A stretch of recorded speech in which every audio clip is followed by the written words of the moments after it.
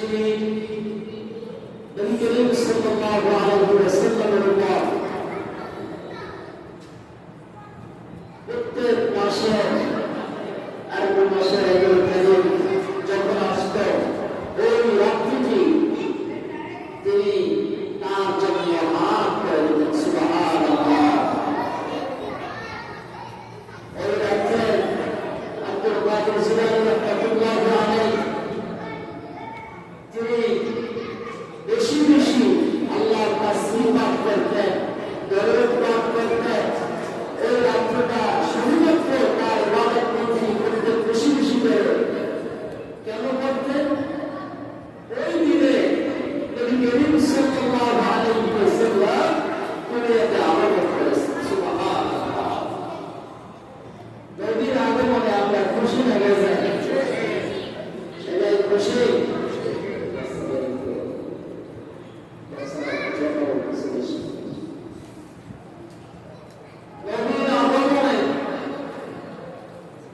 আমরা যদি খুশি না হই তাতে নবীর কিছু আসে যায়? হ্যাঁ, কোনো কিছু আসে যায় না। কারণ হলো নামাজ একটা ইবাদত। নামাজ কি? সবাই তো বলবে নামাজ কি? ইবাদত। রোজা ইবাদত, হজ ইবাদত। আর আমার নবী কামলে বলা নবী তিনি হচ্ছেন ইবাদত। সুবহানাল্লাহ। নবীর উপর দরুদ পড়লে কি হয়? সওয়াব লেখা হয়। নামাজ পড়লে কি লেখা হয়? সওয়াব লেখা হয়। শুধু নবী একটা ইবাদতই নয়, নবী করিম সাল্লাল্লাহু আলাইহি ওয়াসাল্লাম হচ্ছেন একজন শরীয়ত প্রণেতা। সুবহানাল্লাহ। তিনি যা বলছেন হ্যাঁ তা হ্যাঁ, তিনি যা বলছেন না তা। এই নবীর আগমনী বার্তায় তিনি কি করতেন? আব্দুল কাদের জিলানী রাহমাতুল্লাহি আলাইহি সারা রাত নামাজে কাটাতেন, ইবাদতে কাটাতেন, আর খুশিতে আল্লাহ তাআলার কাছে দোয়া করতেন। এই আমলটি তার যারা ভক্ত মুরিদান রয়েছে তারা এই আমল করতে শুরু থেকে সেই সেখান থেকে শুরু করে এ পর্যন্ত নবী মুহাম্মদ সাল্লাল্লাহু আলাইহি ওয়াসাল্লামের জন্মের খুশিতে এই 11 শরীফ পালন করা। 11 শরীফ বলতে অনেকে আমরা বুঝি 11 শরীফটা কি? 11 শরীফ, 11 শরীফ বলতে 11টা আমল। কয়টা আমল আছে? 11টা আমল। ধরেন আপনি জিকির, দরুদ শরীফ পাঠ করা, নামাজ পড়া, কোরআন তেলাওয়াত করা, নবীর শান বলা, এরকম করে অনেকগুলো আমল। এবার একদিক, আরেকদিক হলো নবীর আগমনী বার্তায় তিনি খুশি হয়ে দরুদ পাঠ করতেন। আছে এই পৃথিবীতে সত্য কথা বলবেন যদি জেনে থাকেন, আমাদের নবী তো মারা গেছে, তাই না? হ্যাঁ, এইরকম ধারণা পোষণ করে মানুষ আছে আমরা। হ্যাঁ, নবীকে মারা গেছে, বলে বসে মিশে গেছে, এরকম ধারণা চিন্তা ভাবনা কি মানুষ করে। আমার একদল মানুষ এটাও ধারণা করে, শুধু ধারণাই নেই, বাস্তব দিল থেকে এক বাক্যে স্বীকারোক্তি দেয় যে নবী মরে আর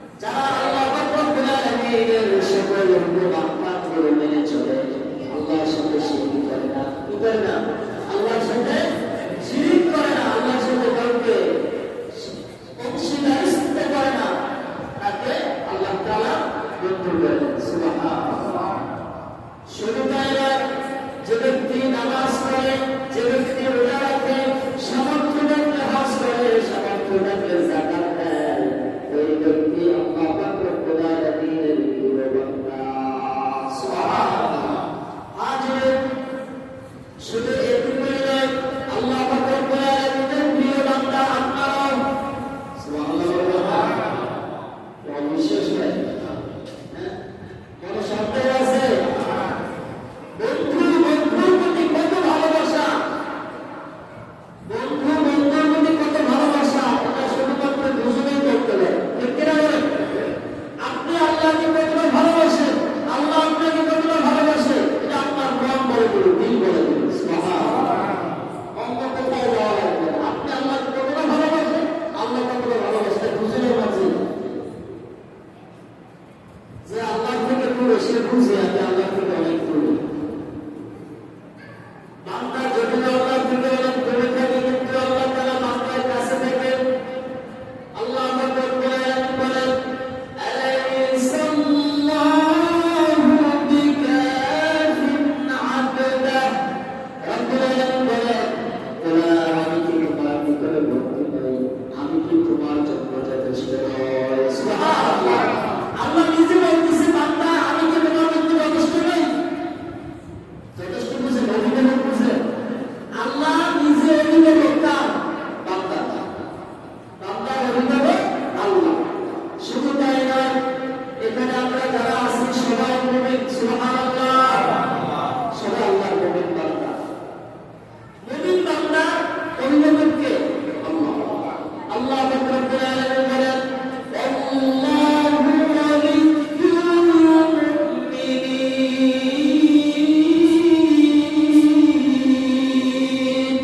আল্লাহ পাক রব্বুল আলামিন বলেন,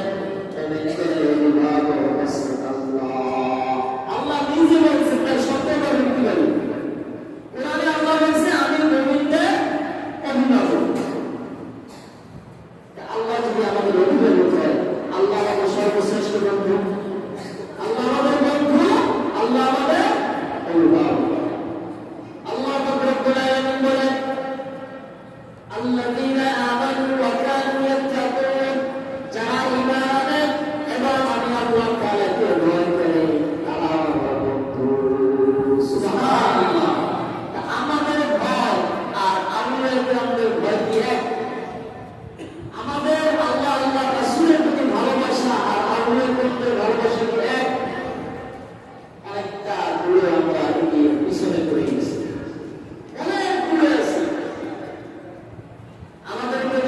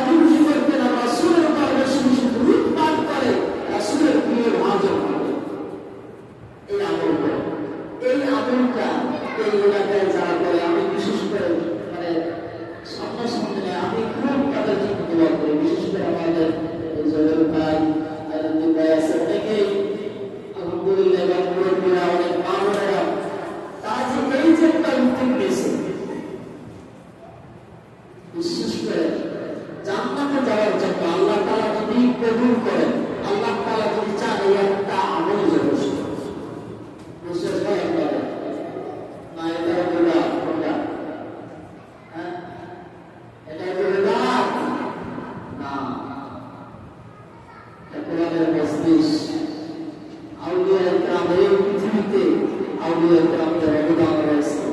তারা শুধু বর্তমান যে অনেক পীর সাহেব এরকম পীর সাহেব না, এখন তো মনে করেন বাবার পীর ছেলের পীর, এদের নাই আমল নাই সেও পীর হয়ে আছে না বাবা এমন আছে। আব্দুল কাদের জিলানী রাহমাতুল্লাহ আলাইহি থেকে শুরু করে শুধু তাই নয়, পীর বলতে বা আল্লাহ ওলি বলতে আমরা যা বুঝি আল্লাহ তাআলার প্রিয় বান্দা এসে আল্লাহ বলতে এক ব্যক্তি কেন্দ্রিক নয়। তামাম দুনিয়ায় যারা আল্লাহকে রাজি খুশি করেছে তারাই আল্লাহ বলতে, তারাই আল্লাহ আউলিয়া। আউলিয়া বলতে কি? আউলিয়া হচ্ছে বন্ধুগণ। আউলিয়া কি? সবাই একটু শুনি। আউলিয়া কি? বন্ধু। আর অলি অর্থ বন্ধু, অলি অর্থ অভিভাবক। যারা আল্লাহকে রাজি খুশি করেছে তারাই আল্লাহর প্রিয়। আল্লাহ তাআলা বলেছেন ওকুনু মা'আস সাদিকিন, ওকুনু তোমরা হও মা'আস সাদিকিন, সত্যবাদীদের সাথী হও, বন্ধু হও, সঙ্গী হও।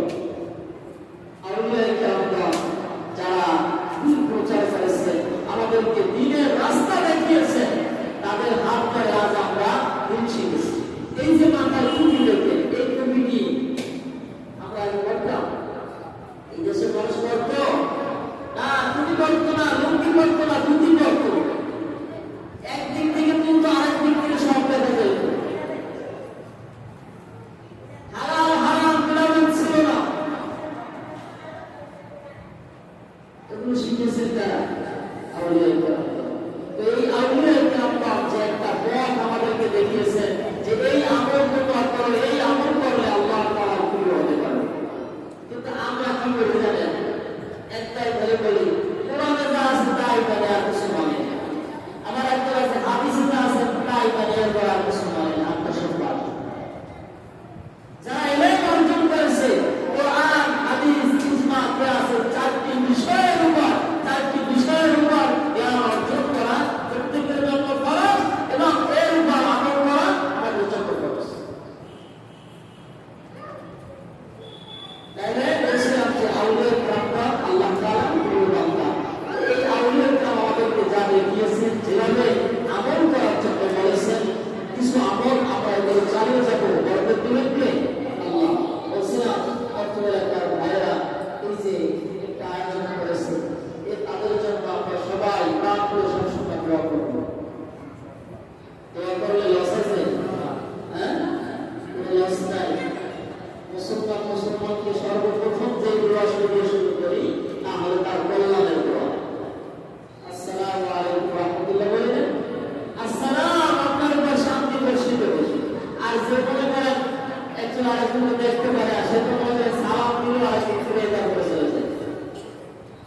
ওই ব্যক্তি মানুষের কল্যাণ চায় না, যে ব্যক্তি নিজের কল্যাণ চায় না। আমি আমার কল্যাণ চাইবো, এই যে মনে করেন আমি এখন এখানে বসেছি, আমি মনে করেন 2 মিনিটের মধ্যে মিলে দোয়া দিয়ে শেষ করে দিতে পারতাম না। আমি একটু সময় নিয়ে কথা বলতেছি, আমার দ্বারা যদি আপনি হেদায়েত প্রাপ্ত হন, আপনি যদি জান্নাতে যান, আমার একটু লাভ আছে, আছে না? আপনি যখন জান্নাতে যাবেন তখন আপনি আমাকে খুশি করবেন, আরে আমি তো জান্নাতে গেছি, আমল করে আমার ভাইটা যার কথা শুনে আমি আজকে জান্নাতে, ওই ভাইদের একটু খুশি। আমি কিন্তু বড় বুজুর্গ মানুষ না ভাই, সাধারণ একদিকে ছোট মানুষ, আর আমি সাধারণ মানুষ। আপনার চাইতে আমার বেশি আমল নাই, আপনার আমল বেশি। দোয়া করবেন আমিও যেন আমল করতে পারি, আপনি আমল করতে পারেন। বলছিলাম যে এক ভাই আর ভাইয়ের জন্য দোয়া করবো। আর যারা আয়োজন করে, বিশেষ করে একটা আর্থিক ব্যবস্থার প্রয়োজন হয় না, একটু টাকা পয়সা খরচ করে না, এই যে টাকা পয়সা খরচ করে এর একটা আয়োজন করতে হয়। আল্লাহ তাআলা যেন সবসময় ব্যবস্থা করেন, বলে আমি। এবং সবসময় ভাই, যদিও বাহিরের লোক বেশি, এমন তার একটু কষ্ট লাগে না যে এখন অনেক বাইরে মানুষ, অথচ একটা মসজিদে অল্প কয়েকজন লোক, জান্নাত থেকে খুব কম সংখ্যক মানুষ যাবে। জান্নাতে কম সংখ্যক মানুষ যাবে প্রথম দিকে, কারণ ওই মানুষগুলো যাবে এক সাহাবী। আপনাদের কষ্ট হচ্ছে? এই ঘটনা বলে শেষ করছি। একজন সাহাবী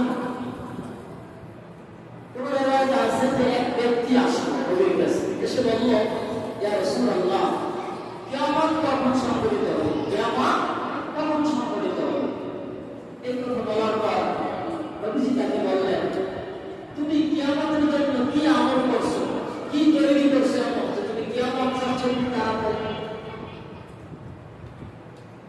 এই কথা বলার পর লোকটা চুপ থাকলেন। তেমন কোনো আমল আমাদের নাই।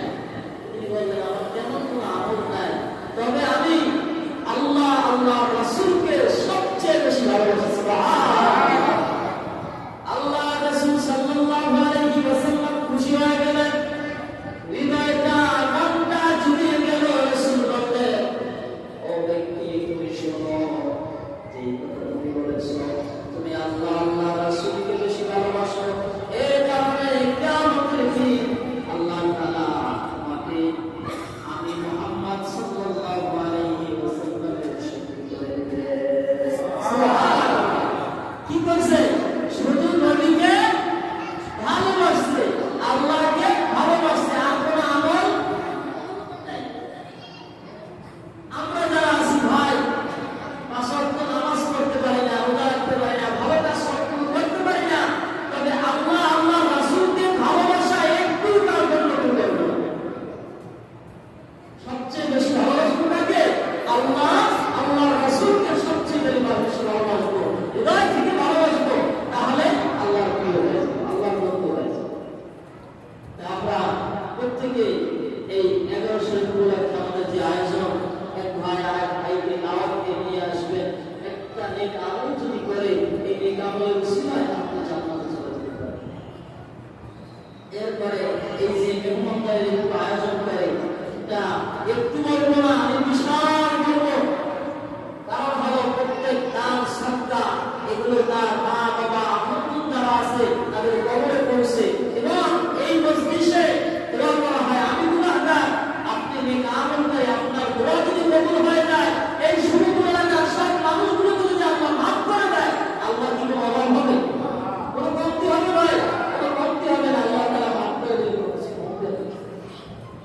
তাই এই আয়োজন, এবং শুধু এটাই নয়, আমাদের এই 11 শরীফের আয়োজন, এবং ভাই পাবলিকের অনেক ভাইরা বিভিন্ন মজলিস নিয়ে আসেন, দাওয়াতের কাজ আসেন, তাদের কথাও কি শুনবেন। দিন প্রত্যেকে যদি মানুষ আমরা, তাই আমরা আলাদা আলাদা ভাগ করে নিয়েছি, মত রেখে গেছি, কিন্তু দিন শেষে সবাই আমরা কি ভাই ভাই, সবাই মুসলমান, সবাই আমরা কি করবো? জান্নাতে যাব। আল্লাহ তাআলা আমাদের সবাইকে এই আমল করার তৌফিক দান করুন। আমিন। এখন মিলাদ দোয়া হবে, এরপর ইনশাআল্লাহ আল্লাহর ব্যবস্থা আছে। আউযু বিল্লাহি মিনাশ শাইতানির রাজীম। বিসমিল্লাহির রাহমানির রাহিম।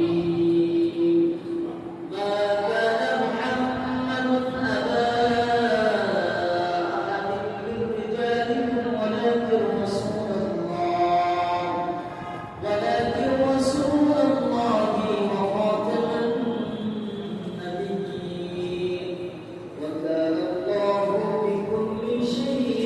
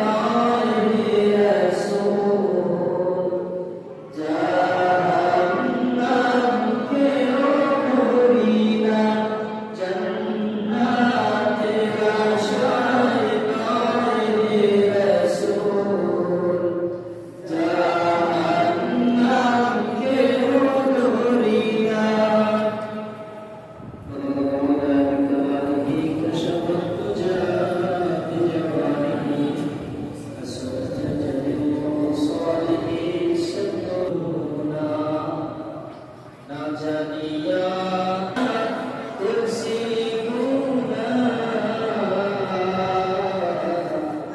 না জানিয়া না বুঝিয়া তুলসী গুনা